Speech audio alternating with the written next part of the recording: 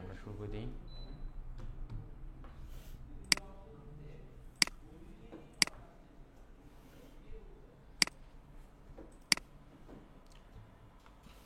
মনিরুজ্জামান সাহেব, আপনি কি কি করছেন?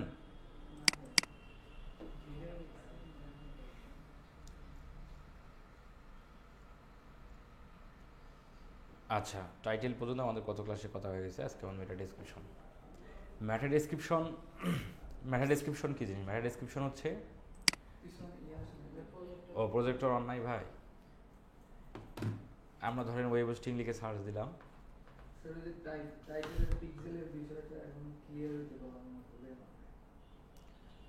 পিকজেল আপনি এই 450 থেকে 460 পিকজেল অবধি যদি রাখেন তাহলে ইলিপসিস আসার সম্ভাবনা নাই, মানে 60 পর্যন্ত।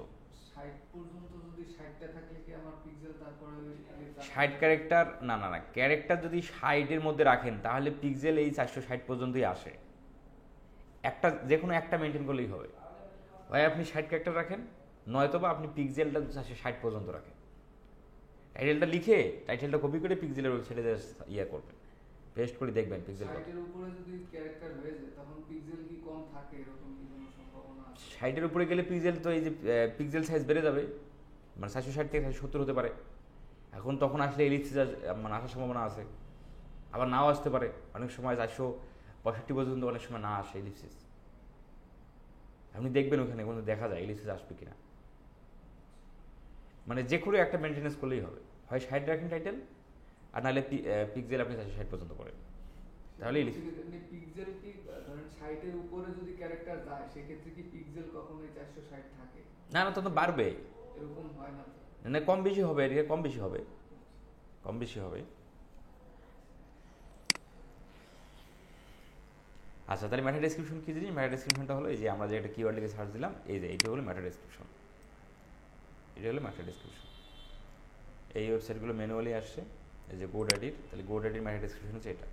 এটা আমাদের ম্যানুয়ালি লিখতে হবে ওয়েবসাইটের ভিতরে, আমাদের যে এসইও যে প্লাগইনটা ইউজ করব সেই প্লাগইনের মধ্যে।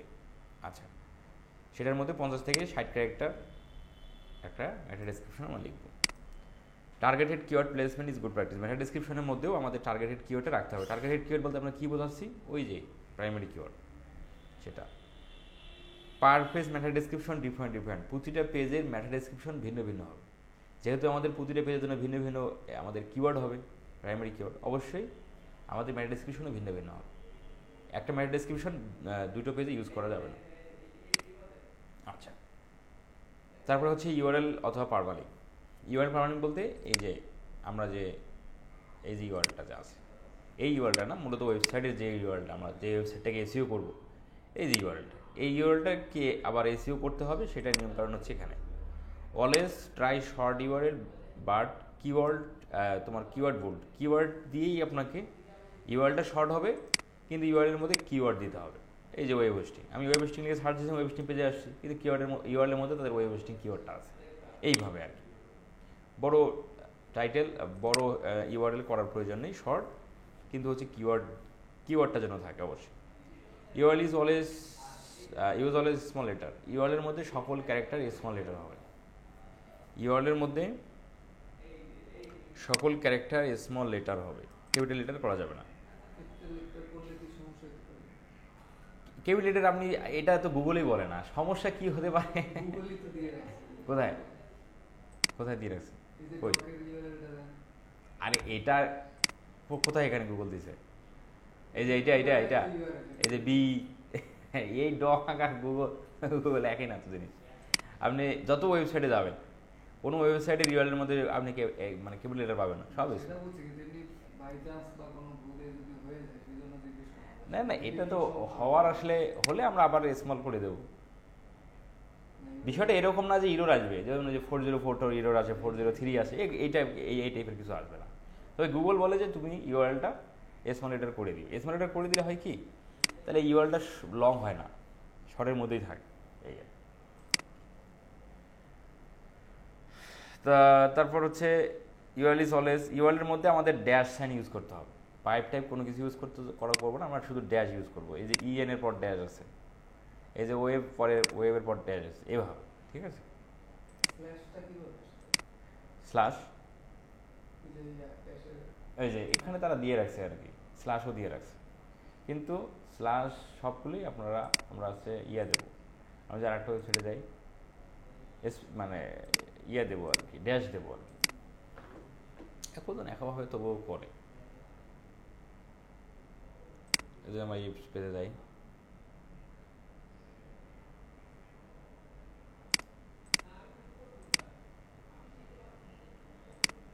ড্যাশ দিস, ড্যাশের প্রচলনটা সব থেকে বেশি, আর এটাই গুগল রিকমেন্ডেড যে ড্যাশ।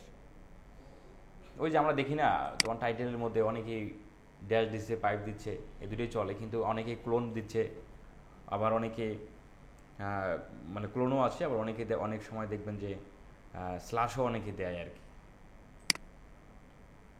আচ্ছা, তারপর হচ্ছে the number not included in URL বুল, ইউআরএলের মধ্যে নাম্বার দেওয়া যাবে না, ইউআরএলের মধ্যে নাম্বার দেওয়া যাবে না, শুধুমাত্র ক্যারেক্টার।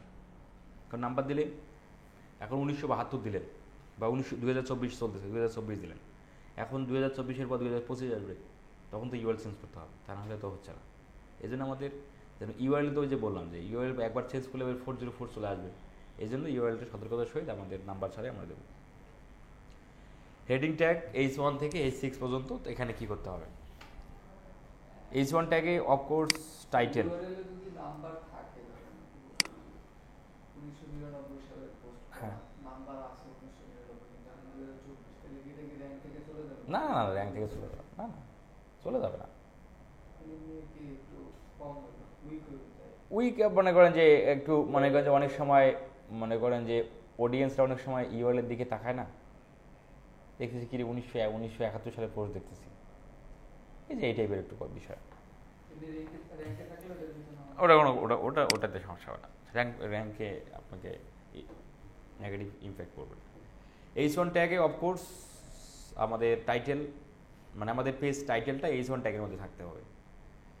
H2-তে মাল্টিপল ইউজ পসিবল, আমরা সেকেন্ডারি টিওয়ার্ডগুলো এগুলো রেখে দেবো আর কি। তারপরে আসেন image optimisation. Image optimisation, we will try unique image for website upload. ওয়েবসাইটের মধ্যে, হ্যাঁ, H1টা কি বলছে? H1 ট্যাগ বলতে যে এই যে পেজটা যে আমরা এখানে আছি, এই পেজের তো আসলে এভাবে তারা, আমরা যদি ওই পেস্ট কন্ট্রোলের মধ্যে যাই,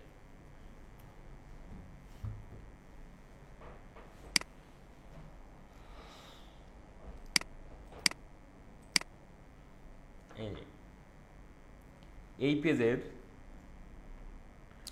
টাইটেল, এই পেজের ধরেন যে আমরা এই যে কী ককরোচ কন্ট্রোল, এই যে ককরোচের মধ্যে আমাকে গেলাম এখানে ভাই,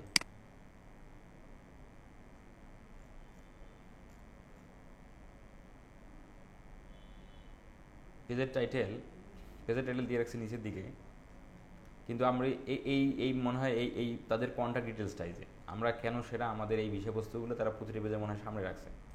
ক্লিনিংয়ের মধ্যে যাই, এই যে যেমন ধরেন এই যে পেজের title cleaning service in Dhaka, এই যে এইটা তোমার রাখতে হবে H1 ট্যাগের মধ্যে, পেজ টাইটেলটা H1 ট্যাগের মধ্যে থাকে সেটা।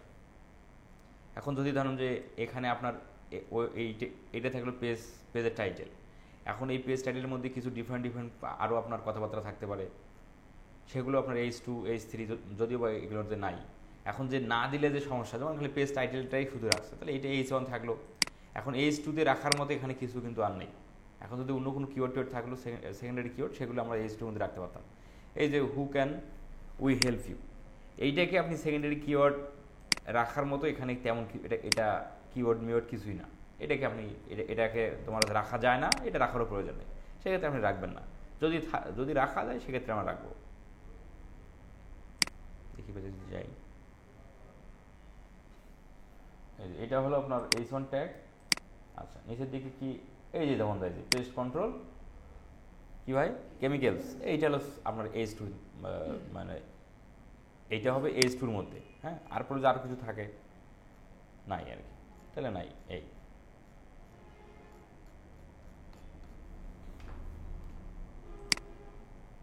আর কি বিষয়। ইমেজ অপটিমাইজেশন, প্রতিটা ওয়েবসাইটের ইমেজ ইউনিক হবে। কারো ইমেজ আপনি কপি করে নিয়ে এসে আপনার ওয়েবসাইটে আপনি বসাতে পারেন না। তবে হ্যাঁ, আপনি আপনি ইমেজ এখন ধরেন যে পেস্ট কন্ট্রোলের ইমেজগুলো তো সাধারণত আমরা দেখি কি একটা মানুষ যার পিছনে এটা কী বলে স্প্রে মেশিন ঘুরে নিয়ে খালি এইভাবে খালি করতেছে, এইটাই তো সবাই সবাই তো এইটাই ব্যবহার করে। এখন ইউনিকনেস যদি আপনি পেতে চান তাহলে নিজের মধ্যে তো এইভাবে আইডিয়া আসবে না, আপনি চলে যাবেন ফ্রি পিক থেকে আপনি ইমেজ নিতে পারেন এই ধরনের ফ্রি ইমেজ সোর্সগুলো থেকে। কিন্তু আপনি গুগল থেকে নেবেন না, গুগল থেকে নিলে তো ওগুলো ওয়েবসাইট, গুগলে যে ইমেজগুলো পাবো এগুলো ওই ইমেজগুলো কোনো না কোনো ওয়েবসাইটের মধ্যে তো আসেই, যার কারণে তো দেখায় গুগল। কিন্তু এই ফ্রি পিকের মধ্যে আসলে আমরা কিছু ইউনিকনেস পাবো আর কি। হ্যাঁ, এখন যদি কেউ ইউজ করে তাহলে থাকবে। এখন বিষয়টা হলো এরকম, এই যে ইমেজটা, হ্যাঁ না না এই ফ্রি পিকের ইমেজ এগুলো ফ্রি পিকের ইমেজ যদি আপনি এই যেমন ধরেন যে থাকলে বেশি থাকবে না, 2-4টা থাকতে পারে। কোনটা? হ্যাঁ অবশ্যই, তো মানে অবশ্যই আলাদা, তা না হলে তো এখন না না না গুগলে যে যাবে না বিষয়টা এরকম না। এই ফ্রি পিক আমি যদি এখানে সার্চ দিই গুগলে, তাহলে গুগলে ফ্রি পিক পাচ্ছি না, আমি পাচ্ছি তো। এখন সেক্ষেত্রে আমি যদি ইমেজে যাই, পেস্ট কন্ট্রোল ইমেজে যদি যাই, তাহলে অবশ্যই আমি ফ্রি পিকের 2-1টা ইমেজ মানে আমরা পেতে পারি, এটা পাওয়া পসিবল আর কি। এবং ওরা যে ইমেজ দিয়ে যে ওরা র্যাঙ্কে থাকবে না এটাও তো আসলে বলা মুশকিল। তবে সব ইমেজ তো আর থাকবে না, 2-4 থাকতে পারে। তবে দেখেন সব ওয়েবসাইটগুলোরই থাকতেছে, কিন্তু বিভিন্ন ওয়েবসাইটে কিন্তু আসতেছে ফ্রি পিক আমরা দেখতে পাচ্ছি না, তবে 2-4টা থাকলে থাকতে পারে। এই যে ফ্রি এই যে 2-4টা এগুলো থাকতে পারে, কিন্তু ওরা তো সবগুলোই র্যাঙ্ক করাবে না, 2-4-5-10টাই র্যাঙ্ক করাবে। তাহলে এই ধরনের ফ্রি ইমেজ সোর্সগুলো থেকে আমরা ইমেজগুলো কালেক্ট করে আমরা আমাদের লোগো বসাতে পারি, দিয়ে আমরা একটা ভিন্নতা নিয়ে এসে আপনি ইউজ করতে পারেন আমরা ওয়েবসাইটে। তো এগুলো কাজ তো আর আমাদের না, তো হ্যাঁ, তবে যদি আমাদের ওয়েবসাইট যদি আমরা বানাই সেক্ষেত্রে আমাদের এইগুলো জানার দরকার এই আর কি। আপনি ইমেজ বানাতেন মানে ইমেজ রিডিং করবেন আপনি মানে তোমার গ্রাফিক ডিজাইনার দিয়া, ওয়েবসাইট বানাবেন ওয়েব ডিজাইনার দিয়া, এই বিষয়গুলো এরকম আর কি। তো এগুলো ক্লায়েন্টটা করেই নিয়ে আসবে, এই নিয়ে টেনশনের কিছু নাই। ফ্রি ইমেজ সোর্স এই যে ফ্রি পিক pixabay.com, এখান থেকে আমরা ইমেজ কালেক্ট করতে পারি। Image compress tools for reducing size. ইমেজের একটা ওয়েবসাইট ভারী হয় বা একটা ওয়েবসাইটের লোডিং স্পিডটা বেশি হয় মূলত 2টা কারণের উপর নির্ভর করে। একটা হলো ইমেজের কোয়ালিটি যদি বেশি হয়, হাই রেজুলেশন সাইজ, আর একটা হচ্ছে কোড যদি হয়তো ওয়েবসাইটের মধ্যে বেশি কোড থাকে তাহলে সেটা স্ক্রল হতে সময় লাগে। এই জন্য হচ্ছে আপনাকে লোডিং স্পিড কমাতে গেলে আপনার ইমেজ সাইজের ভারী ইমেজগুলো দেওয়া যাবে না। ভারী ইমেজ বলতে যেমন ধরেন যে আপনি 5 MB 6 MB একটা করে ইমেজ দিচ্ছেন, তাহলে সেগুলো লোড হতে তো সময় লাগবে, এটা স্বাভাবিক বিষয়। এখান থেকে ডাউনলোড করি।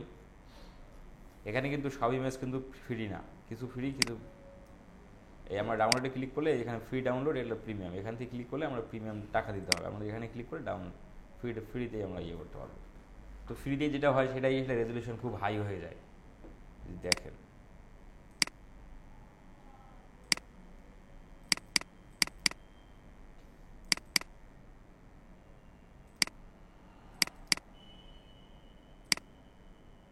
প্রায় 1.90, প্রায় 2 MB কাছাকাছি। একে ওপেন করি, দেখেন রেজলিউশন কমপ্লিটলি হাই, দেখেন সুন্দর ইমেজ। মনে হইতেছে যেন ঘোলা মনে হইতেছে নাকি, কিন্তু ইমেজটা যে ব্যাকগ্রাউন্ড সাদা দেখি মনে হইতেছে যে ঘোলা, কিন্তু ইমেজ কিন্তু কোয়ালিটি ঠিকই আছে। এখন এই ইমেজটাকে যদি আপনি ওয়েবসাইটের মধ্যে দেন তাহলে কিন্তু ওয়েবসাইটটা ভারী হয়ে যাবে, যার কারণে আমাদের ওয়েবসাইটের ইমেজটাকে বেশি ওই যে ফাইল সাইজ বেশি হলে আমাদের সেটা রিডিউস করতে হবে। সেই রিডিউস করার জন্য বেশ কয়েকটা এখানে ওয়েবসাইট আছে, সেগুলোকে আমরা করে দিতে পারি।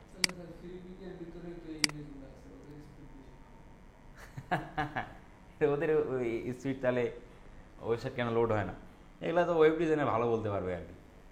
ওদের মনে করেন যে SSL মেসেসএল আরও কী নাম থাকে, হ্যাঁ, সেগুলো হয়তো বেশি। আর আমরা যারা যারা ওয়েবসাইট যারা একটা ইয়ে করে নেয়, তাদের তো অত প্রকার এই যে র্যাম রোম, যে আমরা হচ্ছে একটা ফোন, সাধারণ একটা ফোন, যে ফোনের কি আপনার হচ্ছে র্যাম রোম বেশি সেগুলো খুব ফাস্ট হয়, আবার র্যাম রোম কম হলে দেখেন যে আবার কাজই করে না। সেম বিষয়গুলো, বিষয়বস্তুগুলো আছে। যদি আমি কোনো ফটোগ্রাফারের ওয়েবসাইট এসিও করতে চাই, সেক্ষেত্রে তার তো ইমেজ থাকলে বেশি স্বাভাবিক, তখন সেক্ষেত্রে সেক্ষেত্রে এই যে ওয়েবসাইটের এই যে আমরা যদি ওয়েব হোস্টিং এর মধ্যে আসি, দেখেন ওয়েব হোস্টিং, এই যে এখানে কিন্তু তারা বলে দেওয়া থাকে। এই দেখেন, আপনি যদি বেসিকটাকে নেন মাত্র 1.99, কী কী পাবেন? 10 GB SSD স্টোরেজ। এই দেখেন স্পিড মাত্র 10 GB। আমরা তো এসএসডি আমরা ল্যাপটপে লাগাই, কি স্পিডের জন্য লাগাই না? তো এখানে মাত্র আপনি 10 GB পাবেন। এই দেখেন এখানে আবার 40 GB। এই দেখেন এখানে আবার 40 GB। এইটা যদি আপনি কেনেন তাহলে আপনি পাবেন 225 GB SSD। তাহলে আপনাকে যদি এটা আবার হচ্ছে ক্লাউড থেকে, এটা হচ্ছে কমার্সের জন্য এটাই বেটার। আচ্ছা, তাহলে এই হলো বিষয়, যে এখন এসএসডি এই যে সিপিইউ মিপিইউ এলে পাওয়ার সাপ্লাই দেখতেছি, বহুত কিছু আছে আর কি। হোস্টিং চেঞ্জ করতে হবে। হ্যাঁ, তখন হোস্টিং চেঞ্জ করতে হবে। তো এই আর কি বিষয়। এটা 12 মান্থ, এটা হলো 36 মান্থের, এই আর কি বিষয়। এগুলো তখন আপডেট করতে হবে ওয়েবসাইটে। ইমেজ কম্প্রেস না করে ওনার ওয়েবসাইটের হোস্টিং চেঞ্জ করতে হবে। হ্যাঁ। তো ওগুলো আসলে কি, ওগুলো ক্লায়েন্ট কি আর একটা যারা বিজনেস ওয়েবসাইট যারা বানায়, তারা কি ওই রকম এসএসডি কি আর ওই রকম করে তারা ইয়ে করে? তাদের কি, তাদের কন্টেন্ট থাকবে, কয়েকটা ইমেজ থাকবে, কন্ট্যাক্ট ডিটেলসগুলো থাকবে, এই তো। এখানে তারা তো ভিডিও রাখতেছে না। এখন যখন যদি আপনি ওয়েবসাইটের মধ্যে ভিডিও রাখলে তখন আবার ওই যে 2 GB 3 GB 4 GB এরকম কিন্তু আছে স্পেস, রাখার স্পেস, তখন ওগুলি বানিয়ে নিতে হবে।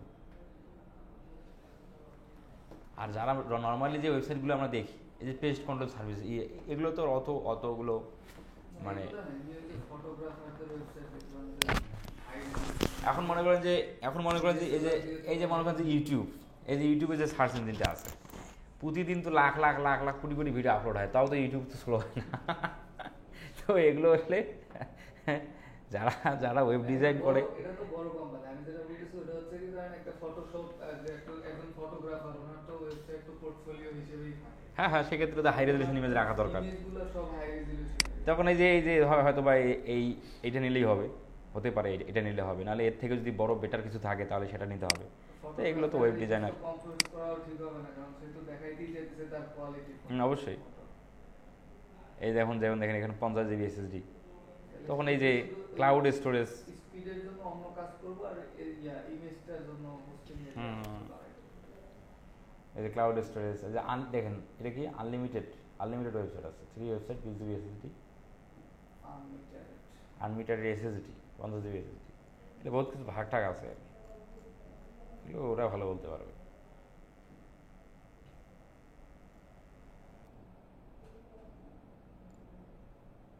Hosting track domains, subdomains, unlimited. যাই হোক, এগুলা আমার অতটা তো জ্ঞান নাই। Dedicated server, dedicated IP. আচ্ছা, তারপরে যে বিষয়গুলো, তাহলে আমাদের ওইভাবে ফ্রি ইমেজ সোর্সগুলো থেকে আমাদের কালেক্ট করে ক্লায়েন্টকে আমরা দিয়ে দেবো। আচ্ছা, এখন আসেন যে এই যে কম্প্রেস, এখন আমরা এই ধরনের ওয়েবসাইট ব্যবহার করে আমরা ইমেজের সাইজটাকে কমাতে পারি, কিন্তু রেজুলেশনটা আসলে ঠিকই থাকে যদি আমরা একটু প্র্যাকটিক্যালি দেখি। আমরা ধরেন এই ইমেজটাকে একটু ঘোলা মনে হচ্ছে, আমরা এটাকে বাদ দিই, এটা ঘোলা ছাড়া ইমেজ নেই, তাহলে বুঝতে সুবিধা হবে। এটা প্রিমিয়াম, এটা নেওয়া যাবে না, এটা প্রিমিয়াম, এটা ফ্রি আছে। ডাউনলোড,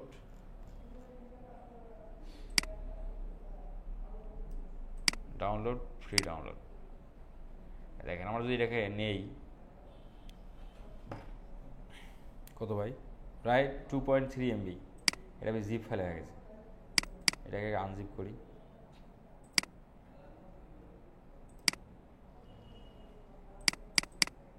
এই যে হলো ইমেজ, প্রায় 3537 KB, তাই না? আচ্ছা, এখন ওইটাকে যদি আমরা এখানে দিই, দেখেন মাত্র 2700 KB নেমে আসবে, কিন্তু তখন আবার রিসাইজ করতে হবে।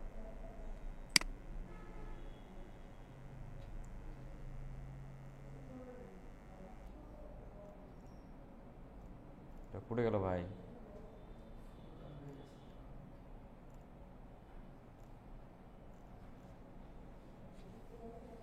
আর ধরেন আমরা এটাই দিই আর কি, এই যে এটাই ধরেন দিই, হ্যাঁ এই যে এগুলো কমাইছি আর কি, এইটাই 1.14 এটাকে দিলাম ধরেন, বসে গেল। এটা দেখায় কত মাইনাস কত পার্সেন্ট রিডিউস হয়েছে সেটা দেখায়, -71% রিডিউস হয়ে গেছে। এখন আমরা ডাউনলোডে ক্লিক করে ডাউনলোড করে নেন। হ্যাঁ ফ্রি হয়েছে। এই এখন আমার 337 ছিল হচ্ছে 1.51 নাকি 71, প্রায় 1.5 MB, এখন আসলে মাত্র 370। এভাবে আপনি রিডিউস করে ইউজ করতে পারেন।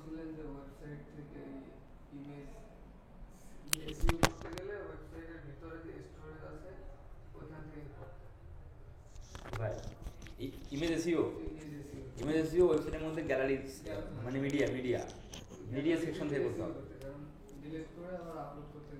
সমস্যা তখন আবার ওই যে এলোমেলো হয়ে যেতে পারে।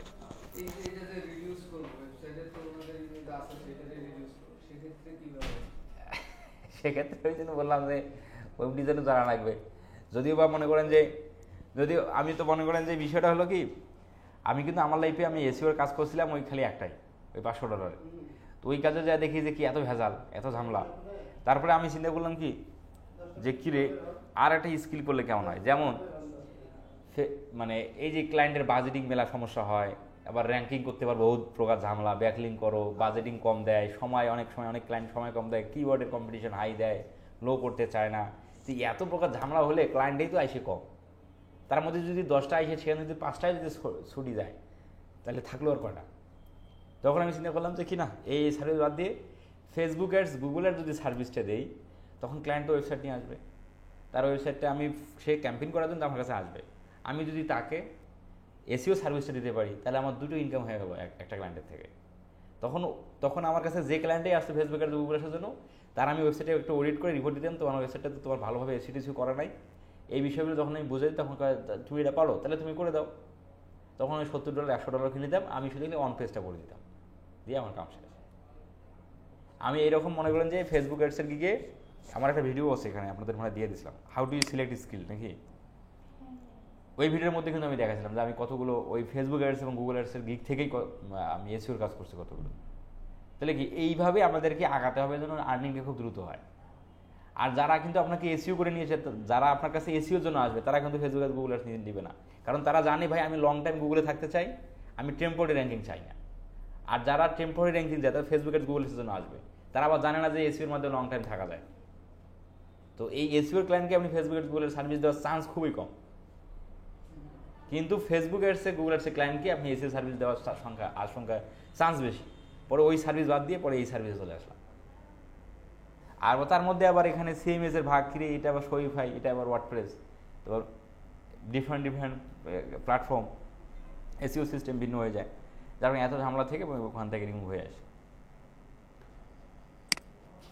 তাহলে এই হলো বিষয় দিয়ে আপনাকে এইটা কী করতে হবে, এটা এখন আপনি যে ওয়েবসাইটের সাইজটা বেশি আছে ওইটাকে আপনি ডাউনলোড করে দেন, তারপর আপলোড করবেন, তারপরে ওই ইমেজটা ঠিক জায়গায় যাচ্ছে কি না সেটা আবার বুঝতে হবে, তাই না? বিষয়টা তো এটাই। আচ্ছা, তাহলে এটাই আমার জাহিদ মাস্টার তো আছে, জাহিদ মাস্টারকে দিয়ে আমরা এখন ডাউনলোড করে সাইজ রিডিউস করে বসাই দেবো, নাহলে আমি ওর কাছে দেখে নিয়ে আমি এখন দেখাবো। আচ্ছা, তবে যদি ইমেজ যদি সাইজ ঠিকই থাকে তাহলে শুধু এসইওটা আমরা খুব গ্যালারি থেকে খুব ইজিলি করতে হবে। আচ্ছা আসে, definitely we will do image order tag with keyword. ইমেজের মধ্যে ইমেজ অর্ডার ট্যাগ দিতেই হবে। ইমেজ অর্ডার ট্যাগ হবে ওই কিওয়ার্ডের উপর ভিত্তি করে, কিওয়ার্ড যেটা থাকবে প্রাইমারি কিওয়ার্ড ওটাই আমরা দিয়ে দেবো। আর অর্ডার ট্যাগের মধ্যে আমাদের ড্যাশ সাইন হবে, মানে বিষয়টা এরকম।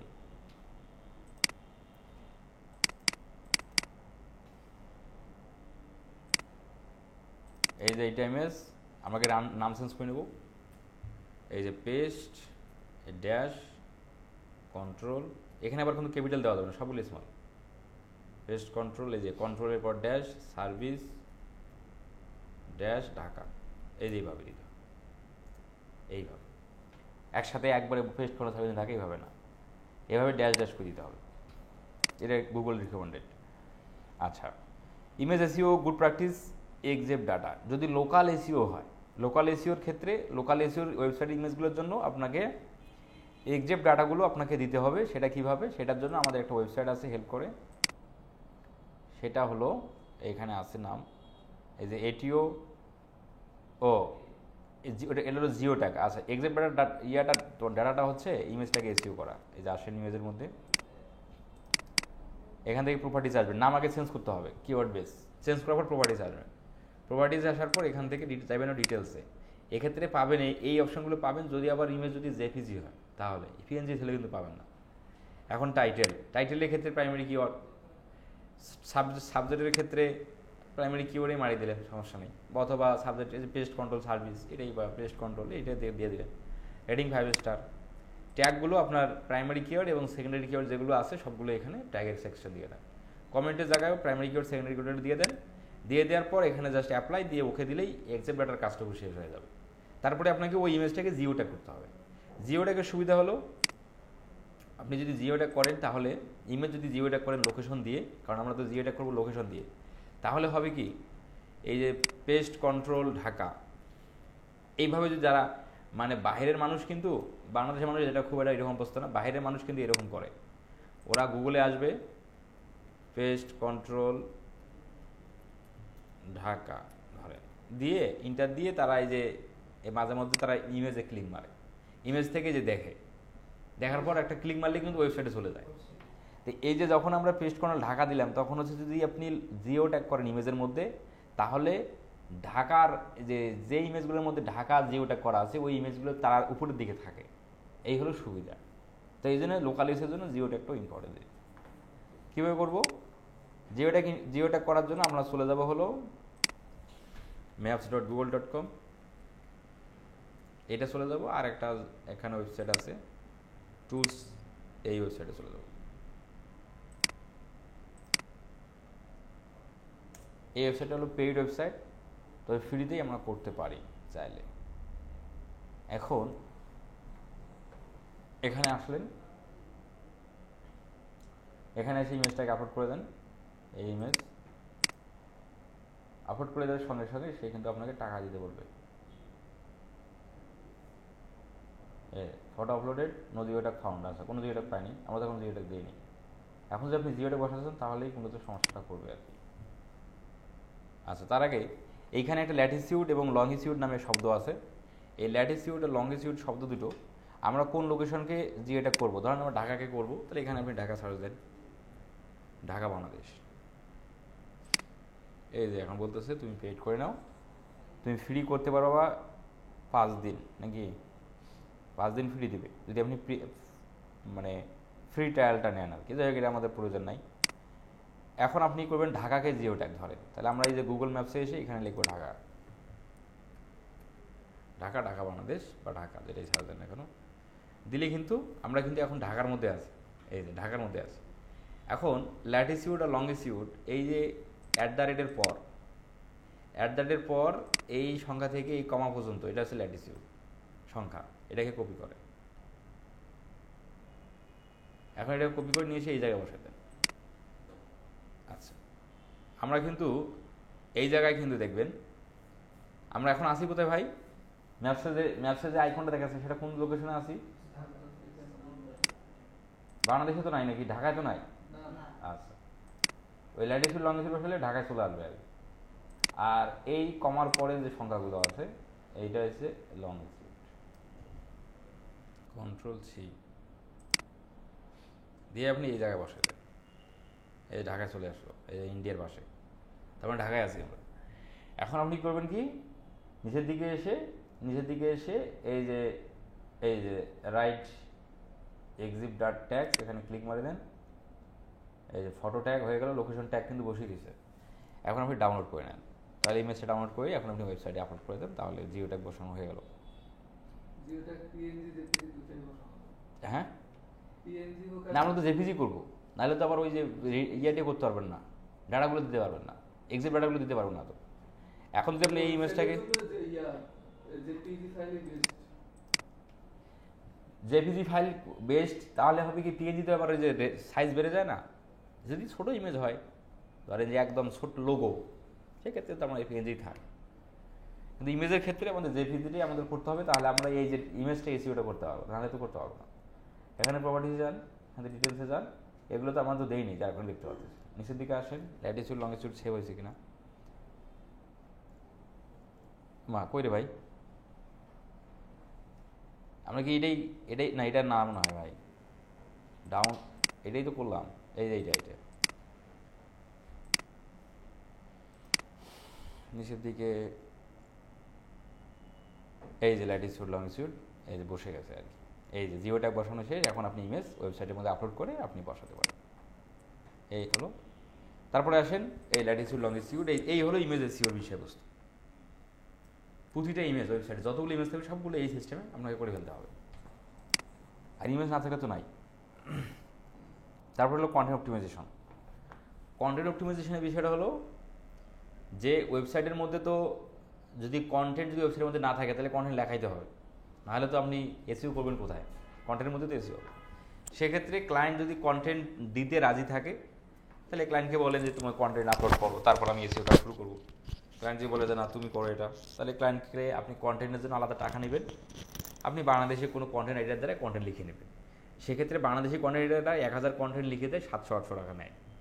আপনি ধরেন 1000 লাগবে, ক্লায়েন্টকে নিলেন $20, সাপোজ ক্লায়েন্ট, আপনি যার কাছে লিখে টাকা দিচ্ছেন 1000 টাকা, আপনি 1000 টাকা নিয়ে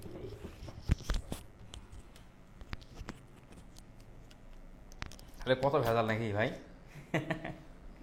এসিওতে কত ভেজাল না ভাই, সারা একটা কাজ সম্পূর্ণ করতে এত যদি ঝামেলা পোয়াইতে হয় মুসিবত।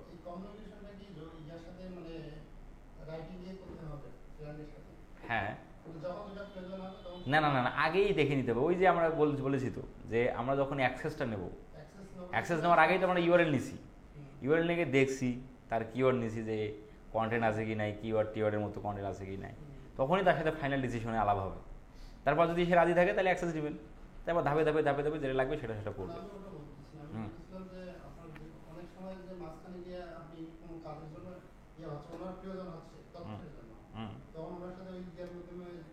হ্যাঁ হ্যাঁ অবশ্যই, যেটা কোনো বিষয় যদি আপনি ভুলে যান সেটা তো পরবর্তীতে লাগলে অবশ্যই তাকে নেবেন। তবে স্মার্ট সিদ্ধান্ত হলো আগের দিকেই নিয়ে এলে ক্লায়েন্টও, হ্যাঁ হ্যাঁ হ্যাঁ, তাই নাহলে আবার ঝামেলা। আর কাজ যত তাড়াতাড়ি কমপ্লিট করা যায় এই বিষয়ে মাথায় রাখতে হবে, যত তাড়াতাড়ি কাজ কমপ্লিট করা যায়, কারণ ডিসিশনের চেঞ্জ আসতেই পারে। তারপর হচ্ছে গ্রামারলি মিস্টেকটা চেক করতে হবে। এখন গ্রামারলি মিস্টেক তো আমরাই তো কম গ্রামার বুঝি, তাহলে চেক করবো কীভাবে? সেক্ষেত্রে গ্রামারলি যে এক্সটেনশনটা আছে প্রো ভার্সনটা নিতে হবে, ফ্রি কিন্তু না, ফ্রিতে আপনাকে খুব কম সাজেশন করবে, মানে কারেকশন করে দেবে। আপনাকে গ্রামারলির পেইড ভার্সনটা নিতে হবে। বাইরের ওয়েবসাইটে এই যে গ্রামারলির মধ্যে আসবেন, এসে সাইন আপ করে আপনি পেইড ভার্সনটা করে ফেলবেন আর কি। ফ্রিতেও করলে একটু দেয় আর কি, একটু সাজেশন মারে, মানে কারেকশন করে, তো পেইডে আরও ভালো। কত ডলার যে নেয়, কখনো তো নেই, কত মান্থলি $5 নেবে আর কত নেবে। গ্রামারলি প্রাইস, মান্থলি প্রাইস, এই যে প্রিমিয়াম তো মনে আছে, এখন আসছিল তোমার হলো Grammarly premium, upgrade two Grammarly premium, click choose your plan, এই যে বের হয়ে গেল। সাইন ইন করলে আমরা দেখতে পারতাম আর কি। এখন হলো আপনার ওই যে চ্যানেল কেবলার পেইড ভার্সন আসছে, এখন কেউ আপনি নেবেন নাকি? $20 করে দেওয়া লাগবে চ্যানেল কেবলার। এই যে অ্যানুয়াল কমে আছে ভাই, বাৎসরিক মাত্র $12, মান্থলি ফি এত টাকা দেখছেন, অ্যানুয়ালি ভালো না। না ভাই, এটা মনে হয় মান্থলি $12 ভাই। এই যে দেখেন এই যে 144 দেখছেন ঘটনা, আর মান্থলি $30। এই দেখছেন মান্থলি প্ল্যান $30, হিউজ প্রাইস না? ওরে তো ডাকাইদের মতো আচরণটা ভাই।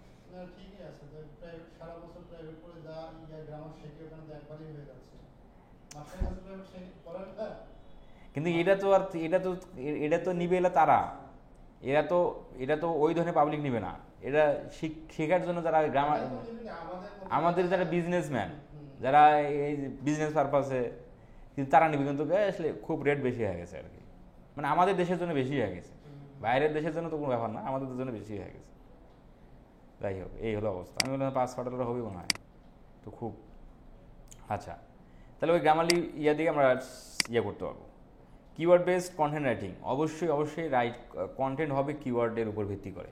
প্রাইমারি কিওয়ার্ড সেকেন্ডারি কিওয়ার্ডগুলোর উপর সমন্বয় করে কন্টেন্ট লিখতে হবে। এক্ষেত্রে যারা কন্টেন্ট রাইটার তারা জানেই, যারা কন্টেন্ট রাইটার তারা আপনার কাছ থেকে কিওয়ার্ড নিবেই, যে ভাই কী কিওয়ার্ডের উপর আমি কন্টেন্ট লিখবো, আমাকে কিওয়ার্ড দাও, তাদেরকে দিলেই ওরা ওই অনুযায়ী লিখবে। 1000 কন্টেন্ট 600 টাকা নেয় বাংলাদেশি পাবলিক, ওই 600-700-800 টাকা নেবে। 1000 ওয়ার্ডের মধ্যে 3 থেকে 4 বার আপনি কিওয়ার্ড প্লেসমেন্ট করবেন। প্রাইমারি কিওয়ার্ড একবার দিলেন, সেকেন্ডারি কিওয়ার্ড মানে 3টে সেকেন্ডারি কিওয়ার্ড 3 বার, প্রাইমারি কিওয়ার্ড একবার, এই 4 বার, এইভাবে শর্ট প্যারা করে লিখতে হবে। এটা গুগল রিকমেন্ডেশন করে না, বেশি দিলেই কিওয়ার্ড স্টাফিংয়ের মধ্যে পড়ে যাবেন। ওই যে কিওয়ার্ড স্টাফিং তো না, কিওয়ার্ড ডিফিকাল্টির মধ্যে পড়ে যাবে, তখন আবার ওটা গুগল পছন্দ করবে না। এই যে দেখেন, এই যে ওয়ালটন ফ্রিজ, এরা কি এই ধরনের ওয়েবসাইটে মানুষ কিন্তু কন্টেন্ট পড়ার জন্য আসে না, ফ্রিজের ছবি দেখবে, ফ্রিজের ফিচারগুলো দেখবে, প্রাইস দেখবে, কিনবে, এই তো। কিন্তু দেখেন এরা এসিও স্বার্থে দেখেন কী করছে, সিমোরে যান, এই যে খালি এগুলো প্রোডাক্ট, নিচের দিকে এই দেখেন, এই যে প্রাইমারি কিওয়ার্ড, এই যে শর্ট করে লিখছে দেখেন, এই যে শর্ট কত সুন্দর করে লিখছে না দেখেন। তাহলে এই কিওয়ার্ডগুলো এখানে রাখার কারণ হচ্ছে এসইও, কারণ কন্টেন্ট ছাড়া আপনি এখানে গুগল কোনো মূল্যায়নই করবে না, এইভাবে শর্ট প্যারা করে লিখতে হবে।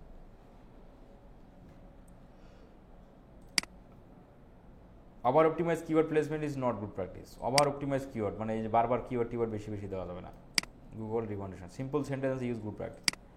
কিওয়ার্ড লিখবেন মানে এই কন্টেন্ট লিখবেন সিম্পল সেন্টেন্স, যেন অডিয়েন্সরা পড়তে পারে, কারণ অডিয়েন্স পড়লেই তো অডিয়েন্স বেশিক্ষণ ধরে ওয়েবসাইটে থাকবে, আর অডিয়েন্স বেশিক্ষণ ওয়েবসাইটে থাকা মানে গুগলের কাছে ট্রাস্টেড লাভ করা। লং প্যারা not good. Audience and gender base content good practice. Audience এবং জেন্ডার বেস কন্টেন্টই আমাদের লিখতে হবে ওয়েবসাইটের মধ্যে। যে অডিয়েন্সকে টার্গেট করতেছি বা যে জেন্ডারকে টার্গেট করি ওই বেস কন্টেন্ট হলে ভালো, তাহলে অডিয়েন্সরা পড়তে সুবিধা হবে এবং অডিয়েন্স পড়তেও মন চাবে। আচ্ছা,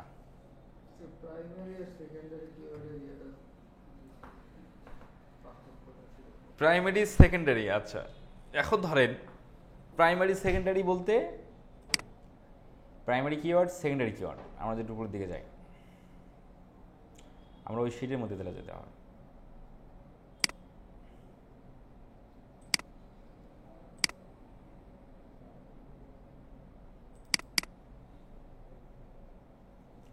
আচ্ছা, প্রাইমারি কিওয়ার্ড হচ্ছে এটা, সেকেন্ডারি কিওয়ার্ড হচ্ছে এগুলো।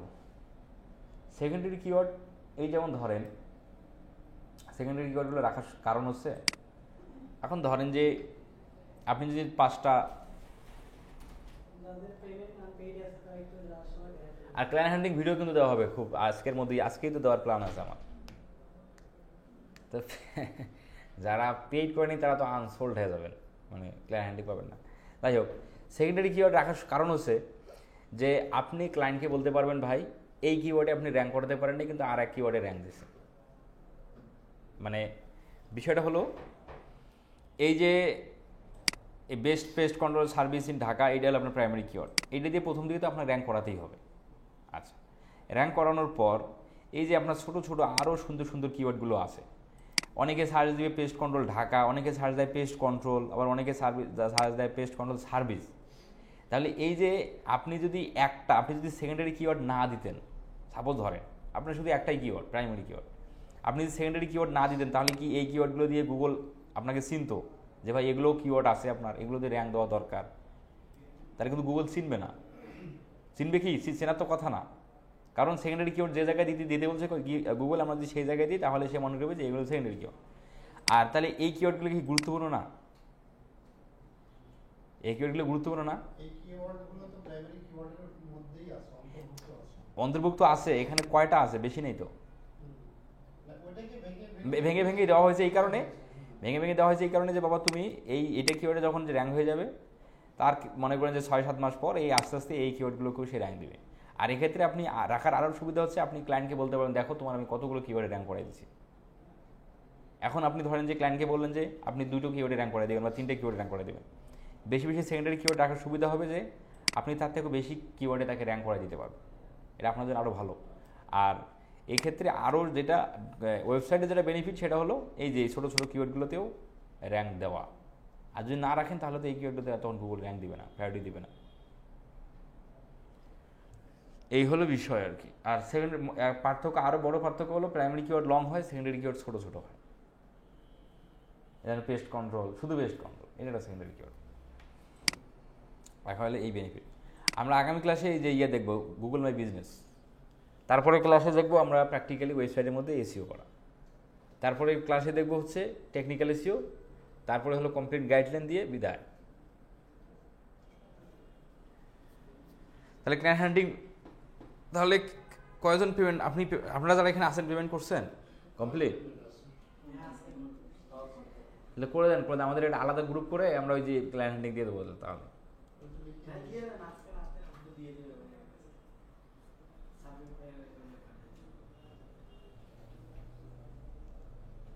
ঠিক আছে, আমি জাহিদকে তো ভিডিও দিয়ে দিয়েছি, দেরি করা দরকার নেই, পোর্টফোলিও সব কিছু।